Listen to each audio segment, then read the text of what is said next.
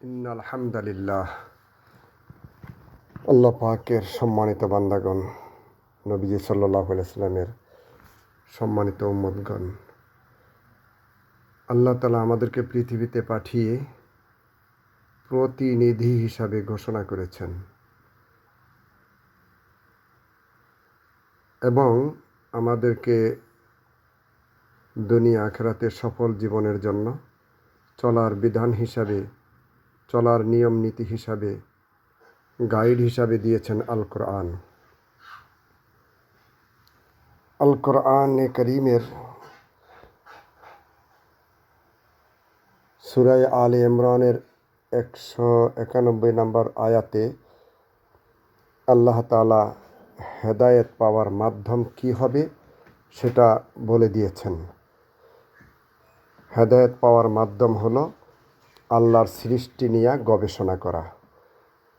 তবেই আল্লাহ তাআলাকে বুঝার জন্য, পাওয়ার জন্য ওসিলা হবে।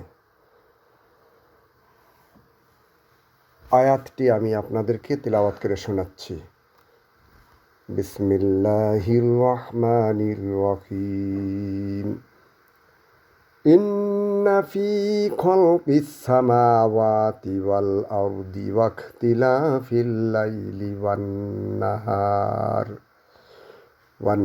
নাহারি লাআয়াতিল লিউলিল আলবাব আল্লাযীনা ইয়াযকুরুনাল্লাহা কিয়ামান ওয়া qu'udan ওয়া আলা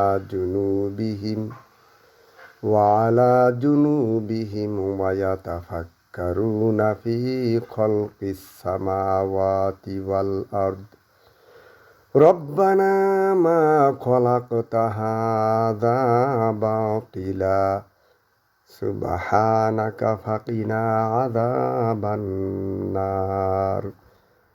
সাদাকাল্লাহুল আযীম। সূরা আলে ইমরান 191 নম্বর আয়াত। নিশ্চয় আল্লাহ তাআলা আসমান এবং জমিন সৃষ্টি করেছেন এবং রাত দিন সৃষ্টি করেছেন এবং রাত এবং দিনের পরিবর্তনের মধ্যে বুদ্ধিমানের জন্য নিদর্শন রেখেছেন। ওই নিদর্শন দেখিয়া হেদায়েতের জন্য আল্লাহ তাআলা আমাদেরকে এই আয়াতের মধ্যে উৎসাহিত করেছেন। ওই মানুষগুলো যারা দাঁড়ানো অবস্থায়, বসা অবস্থায়, শোয়া অবস্থায় আল্লাহকে স্মরণ করে এবং আসমান জমিনের সৃষ্টিতে চিন্তা করে এবং গবেষণা করে, ওই মানুষগুলো অতি দ্রুত হেদায়েত পেয়ে যাবে। আর যে মানুষগুলো বলে, হে আমাদের প্রতিপালক, আমাদের রব, আপনি এগুলো অনর্থক সৃষ্টি করেননি, আপনি অতি পবিত্র, সুতরাং আমাদেরকে জাহান্নামের আযাব হতে রক্ষা করুন। বন্ধুরা আমার, আমরা সৃষ্টির সেরা জীব, আশরাফুল মাখলুকাত, আল্লাহ পাকের খলিফা হিসাবে নিজেরাও আমল করব, সারা পৃথিবীর সমস্ত মানুষকে এর প্রতি উৎসাহিত করব। আল্লাহ তাআলা আমাদেরকে তৌফিক দান করুন, আমিন।